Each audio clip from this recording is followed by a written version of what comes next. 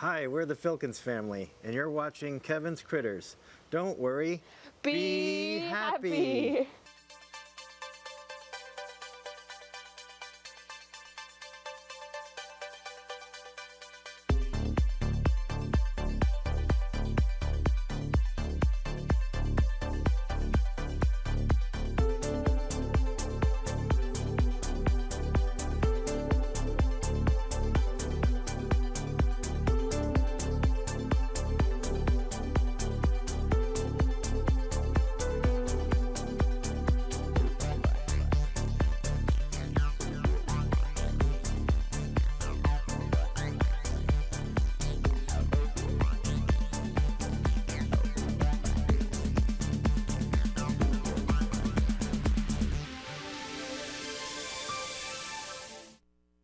Hi, I'm Kevin Anderson at the San Diego County Fair, and let's learn a little bit about bees.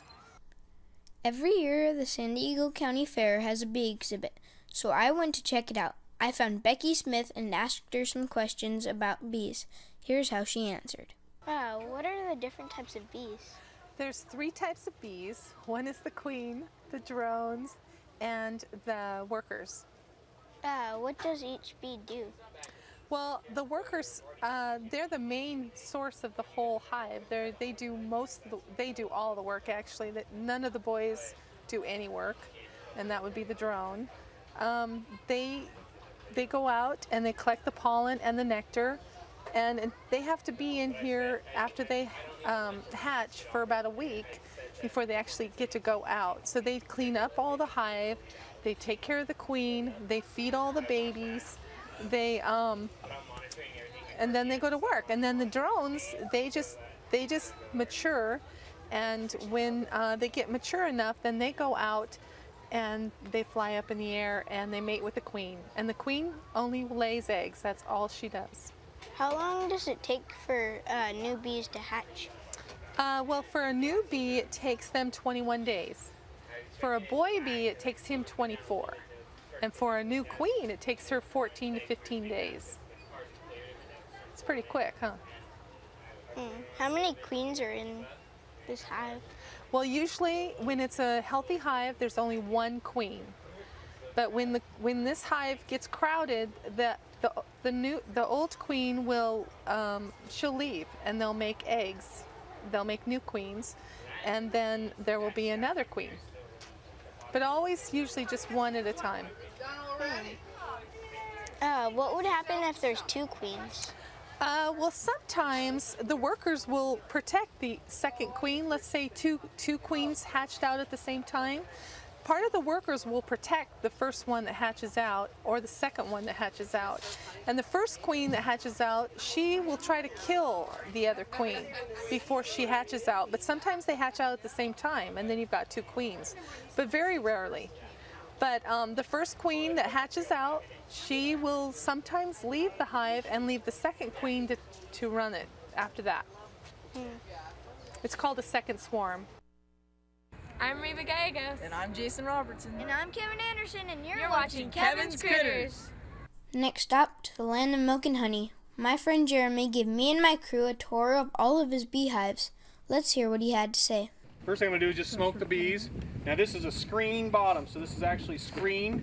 So I'll just give them a little bit. You don't have to lay a lot on them, just a little bit.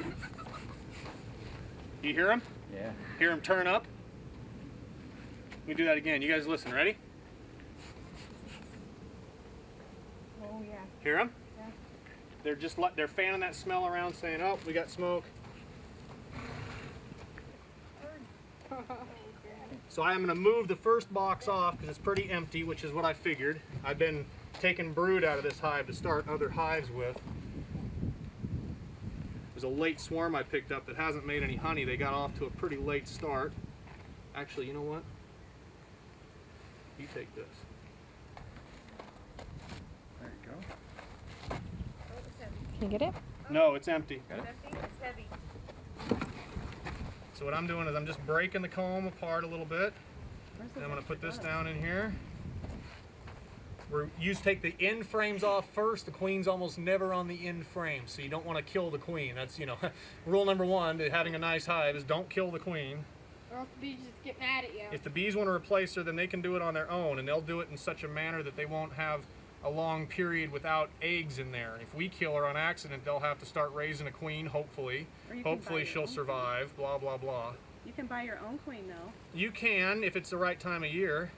This is a nice frame. Oh, that one's really nice. Look at that. Oh, that's perfect. Don't move, babe. One of the ways you find the queen is she's the only one that doesn't walk over a bee. Everybody gets out of her way. And you can usually see her because the group of bees will go around her what they call a, it's like a retinue or whatever, it's a group of guards. They'll form a circle around her pointing towards her. I don't see her now, but I know she's on there. I know she's there somewhere. Now this is natural comb. I don't use any foundation, so you see how they've attached it from the top, but they didn't attach anything to the bottom yet. It's just kind of hanging out in free space. Gosh, I know she's on here. Well, anyway, we saw her once. I know she's here. But I don't see any new eggs in here. I don't see any new larvae anywhere. I'd be willing to bet my bottom dollar. There she is again. She's getting up underneath these bees right here. So what does your company do? Our company, we make soap and hand balm and lip balm is what our company does. We use the honey from our bees to add it to the soap, and we use the wax from the comb to make some of the products. How long have you been raising bees? I've been keeping bees for going on 4 years now. 3 years, 3.5, 4 years. How many hives do you have? Right now I have 10 decent sized hives and 2 small nooks, they're called. What mite is killing the bees? Well, one of the major problems with bees, keeping bees since the 80s, 90s, is a mite called the Varroa destructor.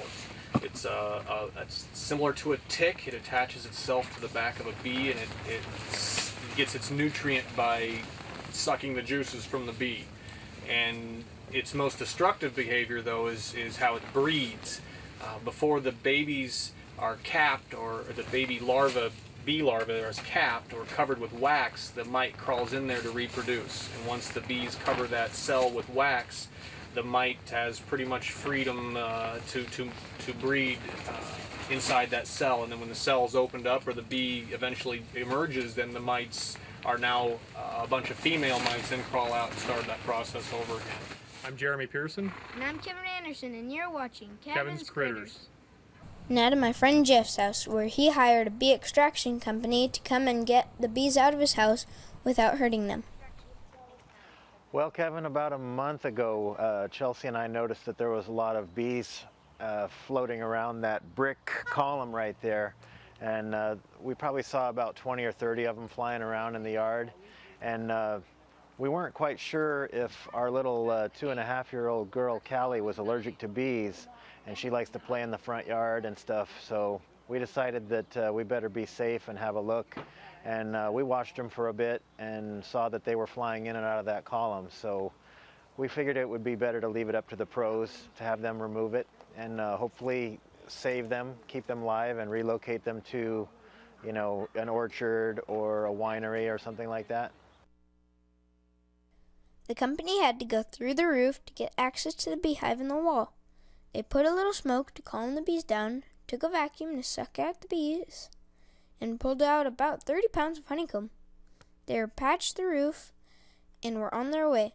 Now Jeff and his family don't have to worry. They can be happy. Well, I guess we'll see you next time on Kevin's Critters.